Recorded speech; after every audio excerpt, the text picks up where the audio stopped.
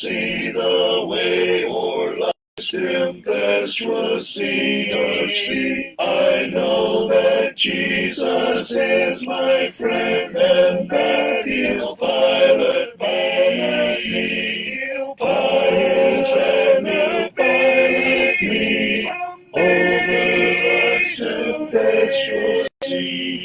When my blinded eyes can see, cannot see the way. Come what may, let come what may, on life's dark and stormy sea, He will pilot me. Dark clouds may gather in the sky, and rough the sea may be.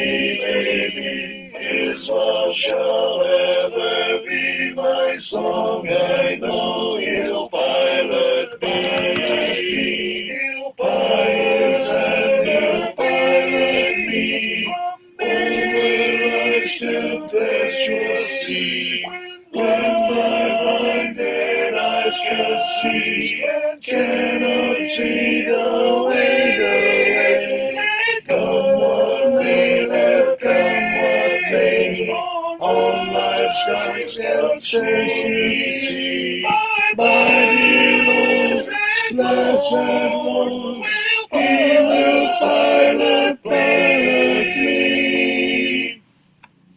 Dear Lord, whate'er the storm may be, I'll simply trust in Thee, relying on Thy love so true to safely pilot me. He'll pilot and He'll pilot me over life's tempestuous sea.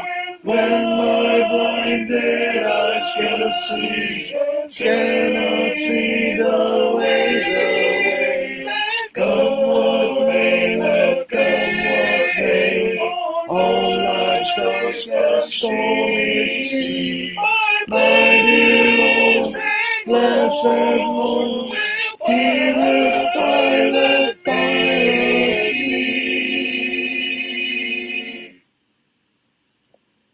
Must Jesus bear the cross alone, and all the world go free? No, there's a cross for everyone, and there's a cross for me. The consecrated cross I'll bear till He shall set me free, and then go home my crown to wear, for there's a crown for me. O precious cross, O glorious crown, O resurrection day. Ye angels from the stars come down and bear my soul away.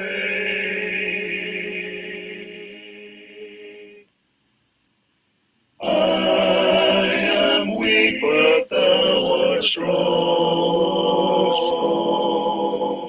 Jesus, keep me from all wrong. I'll be satisfied as long as I walk near, close to Thee. Just a closer walk with Thee. Grant it, Jesus, this my plea, my humble plea. Daily let it ever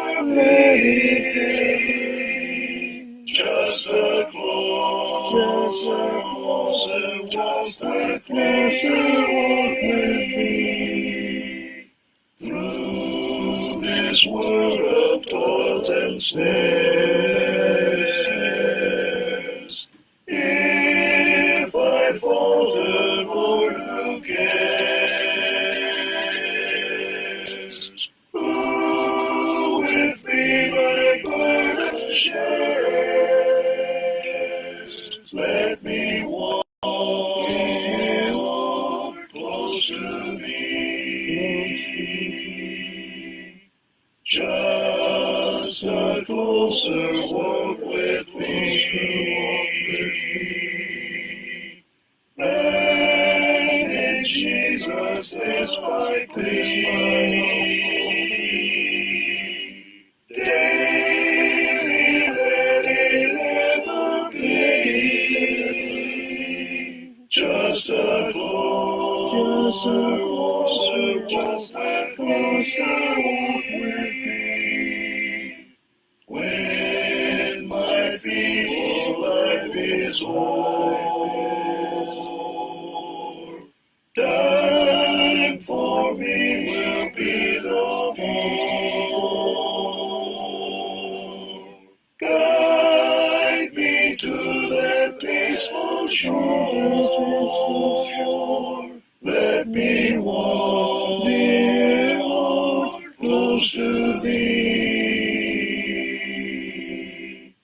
Just a closer walk with thee. Granted, Jesus, this my plea. Daily let it ever be. Just a closer just with closer walk with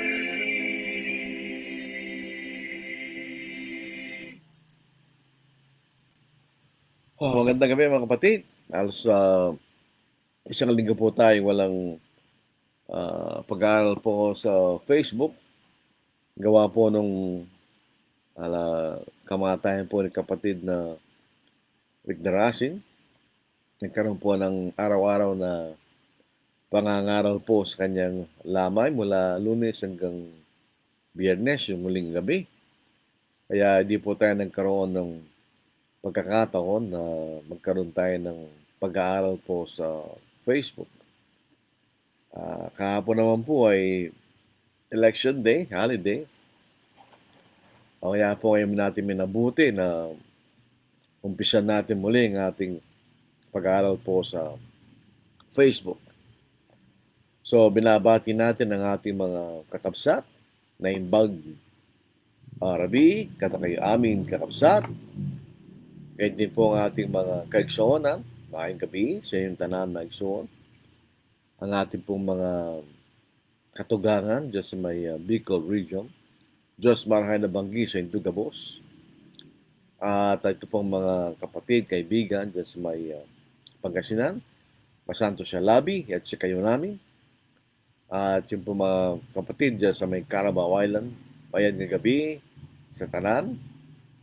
At ito po mga taga rito sa amin, ang lupay ng mga Kapampangan, may pabingi, kaya nga. So tayo po ay medyo nawala sa Facebook Live nung last week.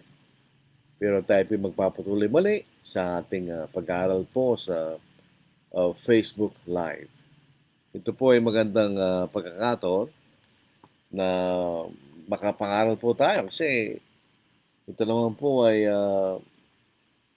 halos wala ng bayad kasi libre naman po ang ating internet, binabayaran yan. So, mabuti na gamitin po natin sa kapaki-pakinabang na paraan. Katulad po ng ating ginagawa sa gabing ito, mga kapatid. Sana po ay makatulong po ito sa ating pag-aaral sa salita po ng Diyos. Ang ating pong pag-aaralan po sa gabing ito ay patungkol po sa isang uri po ng aral na kapag daw namatay isang tao, siya po ay nawawala na. He ceases to exist. So, may sabihin, nawawala na po siya. Wala na siyang alam sa kanya. Sa mga bagay na nangyayari sa kanya, wala na rin siyang kaisipan. Basta siya po ay nawawala. Yan po ang aral po na gusto nating pag-aralan po sa gabing ito. At mo ito'y makatulong po sa ating pag-aaral. Ito pong ganitong uri po ng aral ay tinuturo po ng mga grupo ng mga nananampalataya na tinatawag na materialist. Hindi po materialistic, kundi materialist. Ito pong ganitong mga paniniwala ay naniniwala na ang tao po ay walang espiritu. Ang tao binubuo ng kanyang katawan, kasama ng kanyang espiritu na sa kanila yun ang life force o hininga. Kaya pag namatay ang tao, mawawala yung kanyang life force o hininga. So siya po ay mawawala na. He ceases to exist. Ito tinatawag lang natutulog siya sa kanyang kamatayan. Wala na siyang alam. Yun po ang kanilang katuruan. Pero para naman po tayo maging fair and square. Ito pong soul sleeping doctrine. Ito rin po tinatawag na conditional immortality. Ito po itinuturo primarily ng mga Jehovah's Witnesses at Seventh-day Adventist at mga katulad na paniniwala. Para maging, to be more exact, yung mga saksi ni Jehovah, naniniwala sila sa soul annihilation, in other words, mawawala yung tao. Pag siya'y namatay, siya'y mawawala.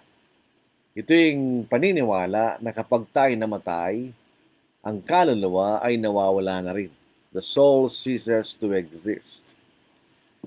Para po maging malinaw po sa atin, ang katuruan na ito, hindi po tayo nag-iimbento ng itinuturo ng iba. Hindi natin gali po yun. Kundi meron tayong quotation galing mismo sa kanila. Ito po yung matatagpuan sa kanilang jw.org. Ito ang kanilang website ng mga Jehovah's Witnesses. Ito po ang katuruan. Open quotation, we are quoting, "The Bible says the living are conscious that they will die." Ibig sabihin, yung mga buhay po ay meron nalalaman, they're conscious. Pero sila rin po ay mamamatay kanya. But for the dead, they are conscious of nothing at all. Pero sa mga patay daw, wala silang nalalaman. At kinukot po nila Ecclesiastes chapter 9 verse 5 at Psalm 146 verse 4. Wala tayong tutor sa mga talatang yun. Therefore, when we die, we cease to exist. So pag tayo po'y namatay, hindi na tayo umiiral. Wala tayo. Ang sabi nila, the dead can think, act, or feel anything. Pag namatay na po yung tao, wala na raw po siyang, hindi na siya makapag-iisip, wala na siya magagawa, at wala na rin siya nararamdaman. Kung ipagpatuloy po natin, ang kailang quotation, "To dust you will return." So yung sa maalam mo, kababalik. God explained what happens when we die when He spoke to the first man, Adam. Because Adam was disobedient, God said to him, "Dust you are, and to dust you will return." In other words, ikay ginanggaling sa labo, at sa labo ka rin babalik. At kinote lang Genesis chapter 3 verse 19. Wala tayong tutos sa talatang yun. Before God created Adam, out of dust from the ground, Adam did not exist. Bago daw po nilalang ng Diyos, si Adam nanggaling po sa labok, hindi raw po siya umiiral kanya. At kinote nila Genesis chapter 2 verse 7. Wala rin tayong problema sa talatang yun. Likewise, when Adam died, he returned to dust and ceased to exist. Nung daw po siya namatay, si Adam nanumbalik siya sa labok at hindi na raw po siya umiiral. So, itong katuruan nila, pag namatay ka, hindi ka na umiiral. Nawawala ka na. Yun ang kailang katuruan.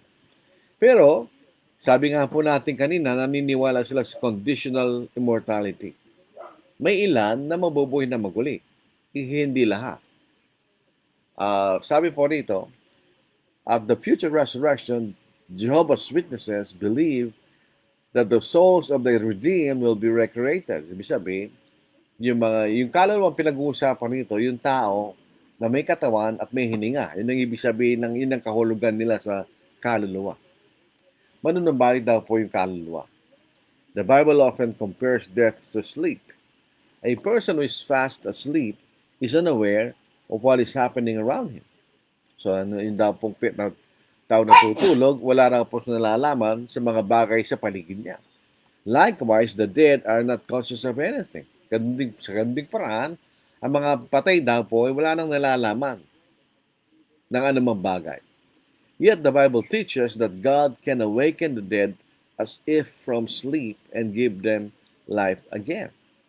For those whom God resurrects, death is not the end of everything. So, meron pong conditional immortality or conditional resurrection. Yan daw pong mga tapat sa Diyos, yun lang po mabubuhay na maguli. So in other words, kung di ka tapat, ikaw ay wala na. You are annihilated. Mawawala ka na. Hindi ka na mabubuhay maguli. Ngayon po yung mga Seventh-day Adventist, katulad din po sila ng mga Jehovah's Witnesses. The Seventh-day Adventists teach true soul sleep, meaning after death, believers are not conscious of anything and their souls become completely inert o hindi na gumagalaw until the time of the final resurrection of the dead. During the period of soul sleep, the soul resides in the memory of God. Ibig sabihin, pagka daw po namatay ang yung tao raw po ay nasa alaala ng Diyos. So ito yung kanilang katuruan. Ito ang gusto po nating bigyang pansin po sa ating pag-aaral sa gabing ito. By the way, kung hindi po kayo makapanood po ng live sa ating Facebook Live, pwede po kayong manood sa YouTube, doon po sa aming account, Angeles City Southside Church of Christ. Ulitin ko po, Angeles City Southside Church of Christ. Yun po ang aming YouTube account. Lahat po ng Facebook Live natin ay ina-upload po doon ni Brother Richard. So dito po, ang problema sa katuruan po ng mga saksi ni Jehovah at ang Seventh-day Adventist ay yung kahulugan ng salitang pagtulog pag ikay namatay. Sabi nila, pag ang tao ay namatay, siya natutulog, wala na siyang nalalaman. Pero kung titignan po natin at unawain natin mabuti, ang tao, pag siya namatay, sinasabi ng Biblia, siya natulog ganyan. Pero ano natulog doon sa taong yun? Yung mismong tao ba? O yung bahagi ng taong yun? Dito si Lazarus, sa John chapter 11 to 14. Si Lazarus po ay kapatid ni Martha at ni Maria, namang kaibigan ng ating Panginoon. Pati na rin po si Lazarus, siya po ay kaibigan ng ating Panginoon. Kaya dito basahin natin, siya po ay namatay. John chapter 11, verse 11 to verse 14. Pagkatapos ito, sinabi niya sa kanila, si Lazaro na ating kaibigan ay natutulog. Ngunit ako'y pupunta roon upang gisingin siya. Sinabi ng mga nagad sa kanya, Panginoon, kung siya'y natutulog, siya'y gagaling. Subalit ang sinasabi ni Lazaro ay tungkol sa pagkamatay ni Lazaro. Subalit inakala nila ng tinutukoy niya ay karaniwang pagtulog. So akala ng mga tao, hindi patay si Lazarus, kundi natutulog lang siya. Kahit pagkatapos ay maliwanag na sinabi sa kanya ni Jesus, namatay si Lazaro. So ito nabanggit na si Lazaro ay namatay at sinabi ng Panginoon siya'y natutulog. So yun po yung sinabi niya, natutulog. At siya'y gigisingan niya kanya. Basahin natin sa verse 15, at ikagalak ko alang-alang sa inyo na ako'y wala roon upang kayo sumampalataya, gaymay tayo na sa kanya. So, binuhay na maguli si Lazaro. Pangalang pagkakataon po na ating mababasa ay dito po sa Acts chapter 7 verse 60. Nang si Stephen ay pinatay siya. Ang kaparusahan po sa ilalim ng kausan ni Moses pag kinapatunayan ng kasal ay kay babatuhin hanggang kay mamamatay. So yun po ang ginawa nila kay Esteban, at basahin po natin. Siya'y lumuhod at sumigaw ng malakas, Panginoon, huwag mo silang papanagutin sa kasalanan ito. At pagkasabi nito, siya'y namatay. Siya dito sa Tagalog, pero sa English, ano po? Then he knelt down and cried out with a loud voice, Lord, do not charge them with this sin.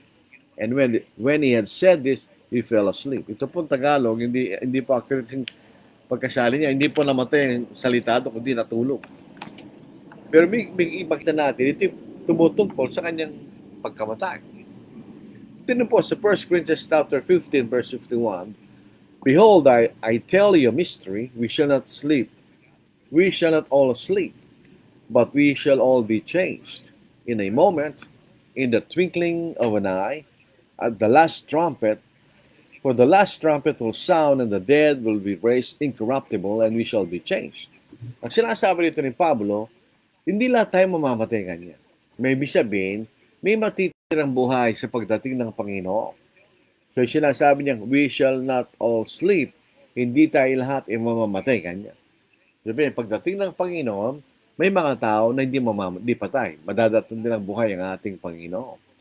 Pero tinutukoy dito ni Pablo ay kamatayan. Dito rin po sa 1 Thessalonians, chapter 4, verse 13, hanggang dito po sa verse 17, ito po isunat po ni Apostle Paul para bigyang liwanag sa mga taga-Thessalonica na sila po yung nagugulimihanan kung ano mangyayari sa mga namatay na kay Kristo pagdating ng ating Panginoon. Sila po yung nagugulimihanan, kaya ito yung pinaliwanag ni Apostle Paul. Sa unang Thessalonica, 1 Thessalonians, chapter 4, 13 to verse 16. Mga kapatid, nais naming malaman ninyo ang tungkol sa mga natutulog upang kayo wag malungkot na gaya ng iba na walang pag-asa. In other words, pag namatay tayo hindi Kristiyano, wala tayong pag-asa.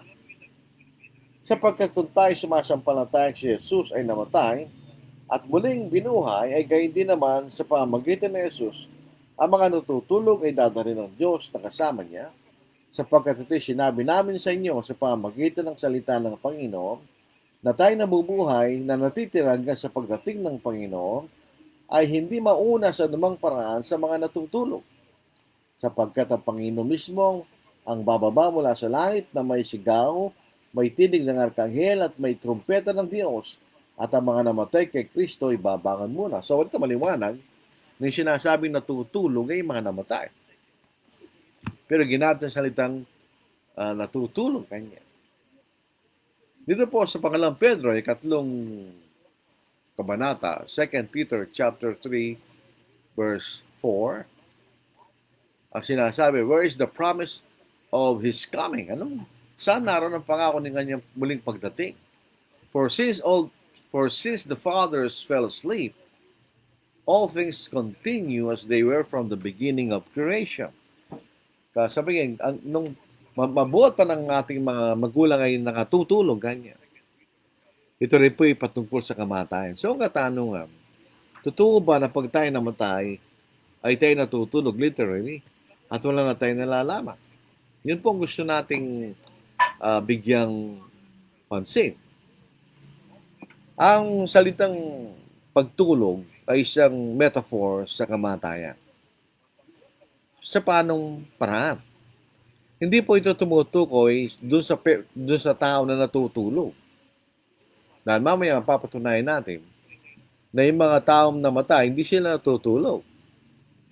Meron silang nalalaman, meron silang kaisipan, nagsasalita sila at meron silang damdamin. Kundi ang isang taong patay, ang kanyang katawan ay parang natutulog. Kung tayo po ay pupunta sa mga lamay at tumingin tayo sa loob ng kabaong, ang nakikita natin yung tao, yung katawan ng tao ay parang natutulog. Kaya later on, ginamit yung salitang natutulog para tumukoy sa isang tao na namatay na. At least doon sa kanyang katawan. Yung katawan ng natutulog at hindi yung tao mismo. Yun po ang ating gustong bigyan pansin mamaya sa habang tayo po ay umuusog sa ating pag-aaral. Ang ginagamit po mga talata ng mga saksi ni Jehovah ay dalawa. Dito po sa Ecclesiastes chapter 9 verse 5. Sa English muna, for the living now know that they will die. Alam po nating lahat na tayong mga nabubuhay, alam natin tayong mamamatay. But the dead know nothing. Pero yung mga patay, wala na silang nalalaman. And they have no more reward, for the memory of them is forgotten. Totoo po ito. Pagka namatay ang ating lapit po sa atin, sa mga sandaling panahon ng kamatayan niya, naalala natin siya from time to time. Pero eventually, malimutan natin siya dahil di na natin siya kasama. Also, their love, their hatred, and their envy have now perished. So ito po yung mga kanilang pagmamahal, ang kanilang pagkapot, ang kanilang pagkaigit. Wala na rin ganyan. Nevermore will they have a share in anything done under the sun. Wala na silang kaugnayan sa mga bagay na nangyayari sila ng lupa. So dito, yung katanungan, ano ang hindi nalalaman ng mga patay? Totoo ba na wala silang nalalaman? Dahil sinasabi ng talata, for the living know that they will die. But the dead know nothing. Ibig sabihin ng mga patay, wala na silang alam. So itong kailang point. Itong point ng mga Jehovah's Witnesses at sa mga Seventh-day Adventists, the dead know nothing. They are unconscious. Wala na silang alam. They have ceased to exist. Hindi na sila umiirang kanya. Pero titignan po natin ang talata, ano ang hindi nalalaman ng mga patay? Ang hindi nila nalalaman, pag ang tapo'y namatay na, wala na siyang malalaman sa namang mga bagay na ginagawa sa ilalim ng araw. So wala na silang alam kung ano mangyayari sa lupa. Hindi na nila alam kung ano mangyayari sa kanilang mga pamilya, sa mga kaibigan nila. Wala na silang alam doon. Pero hindi ibig sabihin na wala na silang alam. Yun nga po makikita natin. Ito ngayon lang ginagamit ng talata. The dead know nothing. Wala ba talaga silang nalalaman o meron silang hindi nalalaman? Ang hindi nila nalalaman ay mga bagay na mangyayari sa lupa pagkamatay nila. Yun ang hindi nila nalalaman. Wala silang kaugnayan sa mga bagay na nangyayari sila ng araw. In other words, kaya nga po yung umiasawa po yung namatay, kailangan siyang kaugnayan sa asawa niya. So pwede na mag-asawa yung byuda o byudo, di ba? Na wala na silang kaugnayan sa mga bagay na nangyayari sa ilalim ng araw. Ginagamit din po nila yung Ecclesiastes 12 verse 7. Then the dust will return to the earth as it was. Ito yung katawan. And the spirit will return to God who gave it. Yung sa lumang Tagalog, ang nakalagay diwa. Kaya kung yung diwa, kung yan ang ibig sabihin ng diwa, wala lang diwa yung namatay. So wala na siyang alam. Yun ang kailang nalalaman sapagkat sa mga Jehovah's Witnesses at sa mga Seventh-day Adventists, ang salitang espiritu simply means the life force or the breath. Pero sa Biblia, ang mga ang espiritu ay hindi yung life force o hindi yung hininga. Sila mismo yung mga tao. So in other words, pag tinignan natin ang nature ng tao habang siya nasa lupa, meron siyang katawan, a physical body, animated by the soul. Yung nagbibigay buhay sa katawan ay yung kaluluwa. At yung espiritu, yun mismo yung tao. Kaya nga po yung mga namatay na mga tao ay tinatawag silang mga espiritu.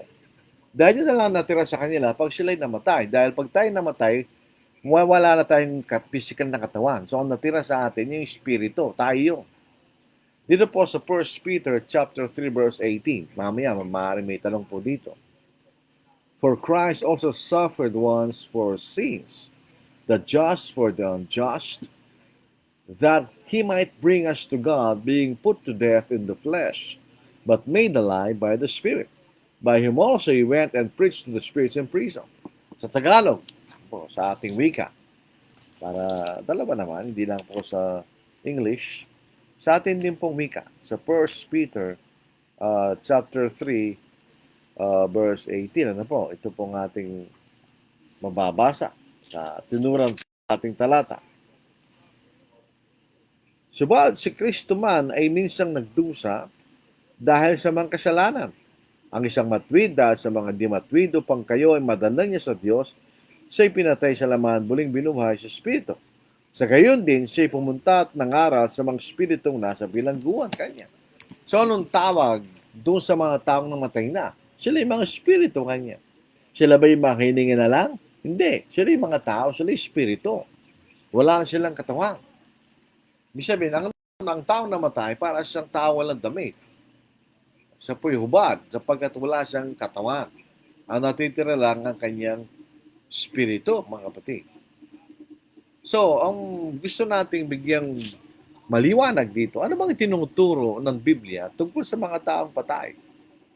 Ano nangyayari sa kanila? Totoo ba na natutulog sila, wala silang nalalaman sa mga bagay na nasa kanilang kapaligiran?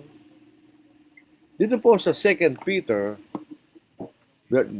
chapter 1 verse 12 to verse 14, malalaman natin, at ito'y maliwanag na tinuturo, pag namatay yung tao, yung mismong tao, iiwanan niya ang kanyang katawan. The spirit will leave the body. Yung spirit, yun mismo yung tao.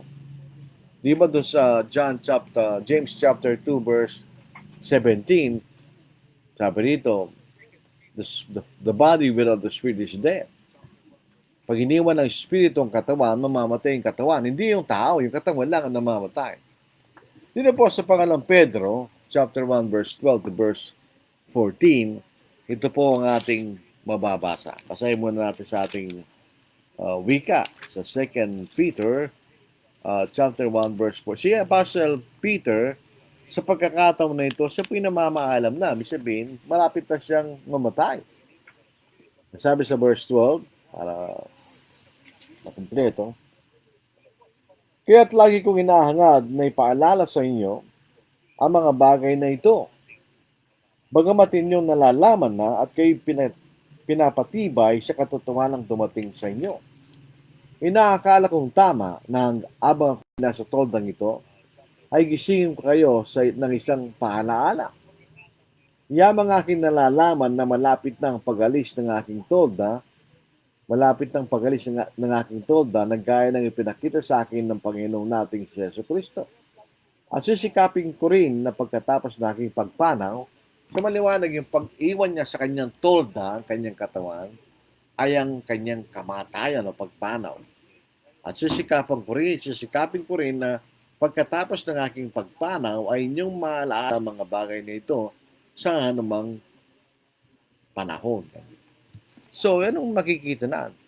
Iiwan kanya. Dito po sa Tagalog, sa English, yes, I think it is right as long as I am in this tent to stir you up by reminding you, knowing that shortly I must put off my tent just as our Lord Jesus Christ showed me. Yung sinasabing ipapakita, na pinakita ng Panginoon kay Pedro, yung kamatayan niya. So, ng ating pong bibigyan pansin ng mga talatang ito, nang si Pedro ay buhay pa, siya'y nakatira sa kanyang katawan. Pero namatay si Pedro, iniwan niya ang kanyang katawan. Sino umalis? Si Pedro. Maliwanag po, tingin nyo. Verse 13, 2 Peter chapter 1.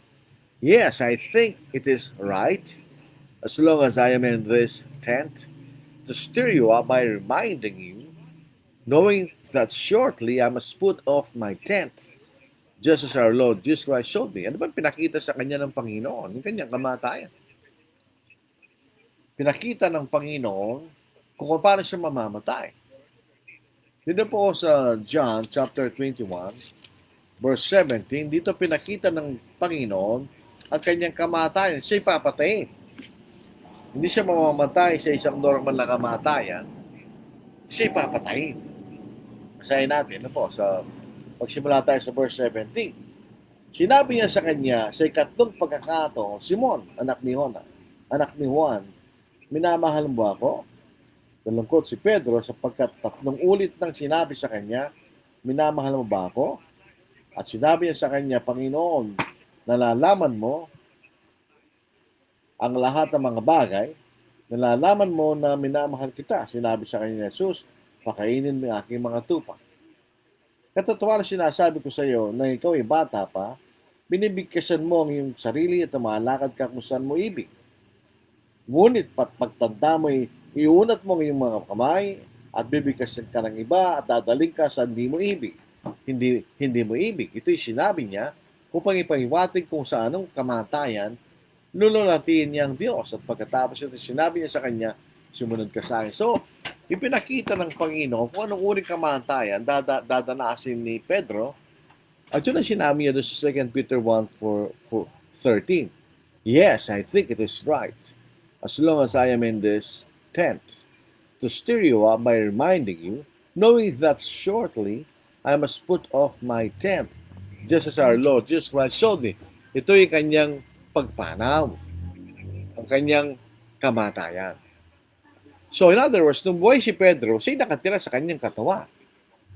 Nung siya'y mamamatay, iniwan niya ang kanyang katawan. Yan po makikita nating meron lang pong nasikaso na po. Sorry lang po mga batid, mga kaibigan. So yun makikita natin. Nung buhay pa si Pedro, siya'y nakatira sa kanyang katawan.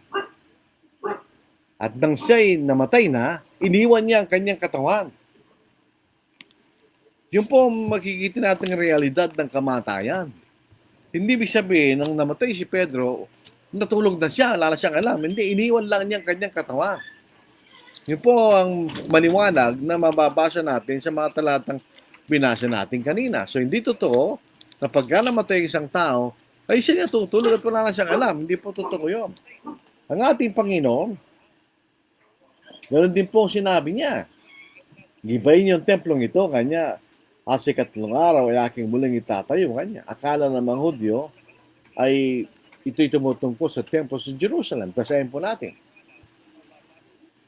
Dito po sa John chapter 2 verse 18 at mga sumusunod. Ang mga Hudyo ay sumagot sa kanya, anong tanda ang may papakita mo sa amin sa paggawa mo ng mga bagay na ito? Sinagot sila ni Jesus, gibayin ninyo ang templong ito at aking itatayo sa loob ng 3 araw. Sinabi ng mga Hudyo, 46 na taon ang pagtatayo ng templong ito at itatayo mo sa loob ng araw. Subalit siya nagsasalita tungkol sa templo ng kanyang katawan. Kaya tang siya muling bumangon mula sa mga patay, naalala ito ng kanyang mga lagad na sinabi ito at naniniwala sila sa kasulatan at sa salitang sinabi ni Jesus. Nung namatay po ang Panginoon, siya pumunta. Sabay natulog lang. Kung totoo po sinasabi ng mga saksi ni Jehovah, nung namatay ang Panginoon, tulog siya. Natulog ba yung Panginoon? Meron siyang pinuntahan. Hindi siya natulog. Meron silang pinuntahan. Habang nakapako sa krus ang Panginoon, kasama ng isa sa mga tulisan o magnanakaw, sabi ng isang magnanakaw na nagsisi, Panginoon, kanya, alalahanin mo ko sa iyong kaharian. Sabi niya alalahanin mo ko sa iyong kaharian. Kanya. Yun sabi niya. Sa Lucas chapter 23 verse 42. At samugot siya, katotohanan sinasabi ko sa iyo, ngayon ikaw ay makakasama ko sa paraiso. Meron silang pinuntahan. Natulog ba sila? So yun po, hindi sila natulog. Meron silang pinuntahan. Kaya ang katanungan, saan pupunta yung mga patay? Ang ating Panginoon, kasama ng isa sa mga magnanakaw, nung sila'y namatay, pumunta sila sa paraiso. Meron silang pinuntahan. Yung kailang katawan ay naiwan, ang ating Panginoon ay nilibing doon sa kuweba ng isang mayamang tao, si Joseph of Arimathea. Yung isa sa mga tulisan, pinabayaan lang silang mabulok doon sa krus. So makikita na, meron silang pinuntahan. Yung mga katawan nung isa sa magnanakaw, nandun sa krus, si ating pa inilibing, pero meron silang pinuntahan. Iniwan nila ang kailang katawan, meron silang pinuntahan. Saan sila pumunta? Sabi doon sa talatang binasa natin sa paraiso. Isang halimbawa na titignan po natin si David. So, si David po ay kilala ng mga Hudyo, ng mga kaibigan. Nung namatay si David, ang kanyang katawan ay nilibing. Maliwanag yun eh.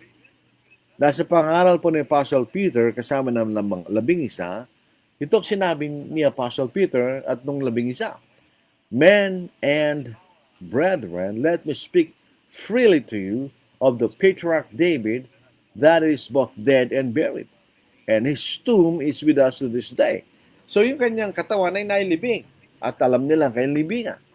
Pero saan pumunta si David? Where did David go when he died? Yung kanyang katawan iniwan niya eh, katulad ni Pedro. Acts chapter 2 verse 26 to verse 28. Therefore my heart rejoiced, and my tongue was glad. Moreover, my flesh also will rest in hope. For you will not leave my soul in Hades, nor will you allow your Holy One to see corruption. You have made known to me the ways of life. You will make me full of joy in your presence. So yung soul o yung spirito, yung immortal soul, yung tao, o minsan tinatawag na spirito, sila pupunta sa Hades. At ang katawan ng tao na matay, bumabalik sa lupa. So hindi totoo yung kaisipan na pag namatay, you are sleeping, wala ka nang alam. Hindi totoo yun. So James chapter 2 verse 26, for the body without the spirit is dead. So saan pumunta yung spirito? Iniwan na niya yung kanyang katawan. Doon tayo, yun ang tinatawag na kamatayan. Meron po mga pangyayari sa mga tao pag sila'y tinatawag na nababangungot. Ako po, dalawang beses na ako nabangungot. Ano po? At nakita ko yung aking katawan, nakahiga. Nakahiwalay ako doon sa katawan. Ibig sabihin, yun ang kamatayan. Kung hindi na ako nakabalik sa katawan, mamatay ka na. Iiwan mo yung katawan. Maiwan siya. Kaya yun yung katawan ng namamatay, hindi yung tao. Sa katunayan, ang mga patay buhay. Dead people are alive. Yung katawan lang nilang namamatay. Pero yung mga tao, hindi sila namamatay. May maaaring nagtataka kayo. Totoo ba yan? Natin? Totoo. Ang mga patay ay hindi patay. Sila yung buhay. Ang pagkakaiba nila sa atin, wala sila sa lupa, sila yung nasa Hades. At wala na silang katawan. Para silang inilalarawan na parang hubad at walang dami. Dito po sa pangalawang Korinto, sa chapter 5, ito po ang ating mababasa. Verse 1, sapagkat nalalaman namin na kung mawasak ang aming tolda sa lupa, ang kailang katawan, mayroon kaming isang gusaling mula sa Diyos, bahay na hindi gawa ng mga kamay walang hanggan sa isang kalangitan. Sapagkat dito kami dumaraing na nasasabik, mabihisan ng aming makalangit na tahanan. At kung mabihisan na yun, hindi kami natagpuang ubad. Sapagkat habang kami nasa toldang ito, yun ang kailang katawan, kami dumaraing at nanabibigatan. Ngunit sa nais namin maging hubad, o nais namin kami mabisan pa upang ang may kamatay lunukin ng buhay. Kaya sa pag tayo patay, tayo nasa Hades, at tayo parang taong hubad dahil wala tayong katawan. Pero ang mga patay buhay. Tingnan po yun sa Matthew chapter 22 verse 31 to verse 32 to verse 33. Na makausap ng ating Panginoon mga Saduseo na hindi sila naniniwala sa pagkabuhay na maguli. Katulad ng mga saksi. Ang sabi ng Panginoon, but concerning the resurrection of the dead, have you not read what was spoken to you by God, saying, I am the God of Abraham, the God of Isaac, and the God of Jacob? Tingnan yung salitang itong I am. Present tense po yun eh. Kung si Abraham, si Isaac at si Jacob ay patay na talaga at hindi na sila buhay, ang sasabihin ng Panginoon, I was the God of Abraham, of Isaac, and Jacob. Pero siya, I am. Present tense. So sa kasalukuyan, kahit patay na si Abraham, si Isaac at si Jacob, sila pa rin ay buhay. At ang kailang Diyos ay ang Diyos pa rin. So, ang susunod na pangusap, God is not the God of the dead, but of the living. And when the multitudes heard this, they were astonished at his teaching. Ang sabi ng Diyos, God is not the God of the dead, but of the living. By necessary inference, ang mga patay ay buhay. Di ba? Kaya paano natin sasabihin na yung mga patay wala nang alam kung sila'y buhay pa rin at umiiral? Yun po makikita nating mahalagang bagay na dapat nating malaman. Ang mga buhay, ang mga patay na tao, dead people are conscious. They exist. Sila'y umiiral pa rin. Sila'y buhay pa rin.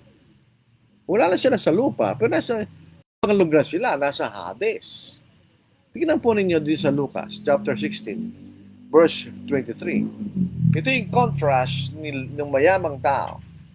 Hindi pinapakain kahit si Lazarus, kahit siya nangailangan kumain. Nung sila namatay na, ito makikita na nila. Sila'y buhay. Sila'y gumagalaw. They are conscious. Alam nila kung ano nangyayari doon sa kapaligiran nila. Wala na silang alam sa nangyayari sa lupa dahil wala sila sa lupa. Pero kung sila sa naroon sa Hades, alam nila ang nangyayari doon. Tingnan natin. And being in torments in Hades, he lifted up his eyes and saw Abraham afar off and Lazarus in his bosom. Yung mayaman, nakikita ni si Abraham at si Lazarus nasa kundungan ni Abraham. Unconscious. Hindi, alam niya eh. So he was conscious. Alam niya. Si Abraham, nakita si Abraham at si Lazarus. Yung mayaman, pati si Abraham, ay nagsasalita. Unconscious. Eh bakit sila nagsasalita kung sila yung unconscious? This is verse 24 in Luke 16. Then he cried and he said, Father Abraham, have mercy on me, and send Lazarus that he may dip the tip of his finger in water and cool my tongue, for I am tormented in this flame. So, nagsasalita. Kung ang tao po yan conscious, halimbawa kay himatay, hindi ka nagsasalita. Kung ikay natutulog, hindi ka nagsasalita. Pero kung ikay gising, nagsasalita ka. Eh siya nagsasalita. So sila'y buhay, di ba? Wala sila sa lupa, sila sa Hades.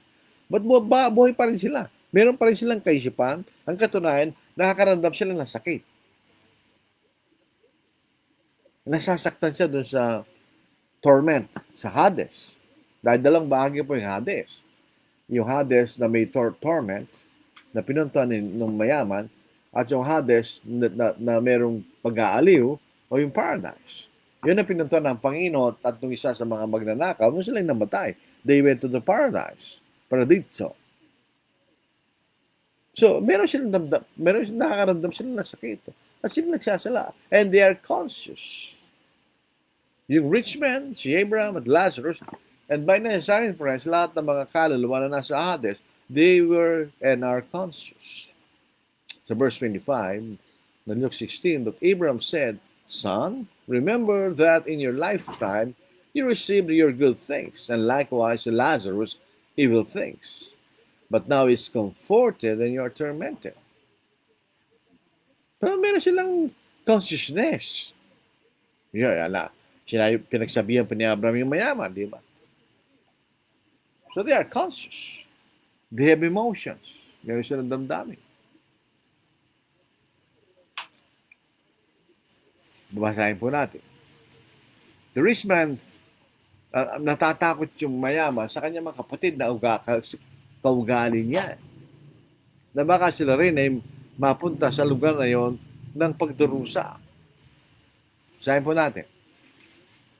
Sa verse 27, Then he said, I beg you therefore, Father, that you would send him to my father's house, for I have 5 brothers, that he may testify to them, lest they also come to this place of torment.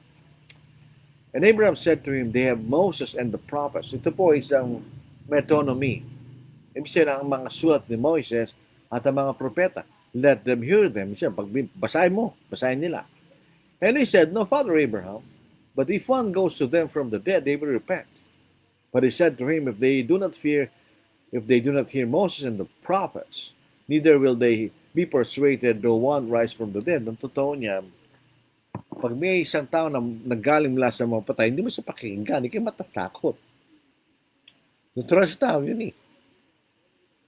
So, they are conscious, they have emotions. They are still the same person. Yung rich man is still the same rich man. Si Abraham, still the same Abraham. At si Lazarus, the same Lazarus. So, sila yung mga tao pa rin sila. Bago siya namatay. Siya pa rin yung taong yun. Ang pagkakaiba lang, wala na silang katawan. Tingnan po na sa Apocalypse, chapter 6, verse 9. When he opened the fifth seal, I saw under the altar of the souls of those who had been slain for the word of God and for the testimony which they held. So, mga patay ng tao na ito. Bakit sila nagsasalita? And they cried with a loud voice, saying, How long, O Lord, holy and true, until you judge and avenge our blood on those who dwell on the earth? Nagsasalita sila eh. At meron silang concern. Kailan mo kami pag-iiganti? Sabi niya. Then a white robe was given to each of them, and it was said to them that they should rest a little while longer, until both the number of their fellow servants and the brethren who would be killed as they were was completed. Ito yung mga taong patay na, pinatay sila eh, dahil sa kailang pananampalataya. Pero na sila nagsasalita. Kinakausap nilang Diyos. Hanggang kailan mo kayo pag-iiganti? Kanina. Unconscious. Hindi naman. They are conscious. Dead people are conscious. They exist as spirits without bodies.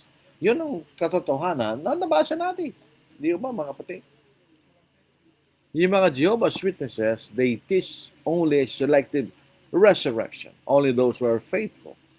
The unfaithful ones will be annihilated. They will be destroyed. Yun ang turo nila eh. Pero ang problema, all people, good and bad, will resurrect at the same time. There's a day of resurrection when all the dead will rise from the dead. Tignan nyo.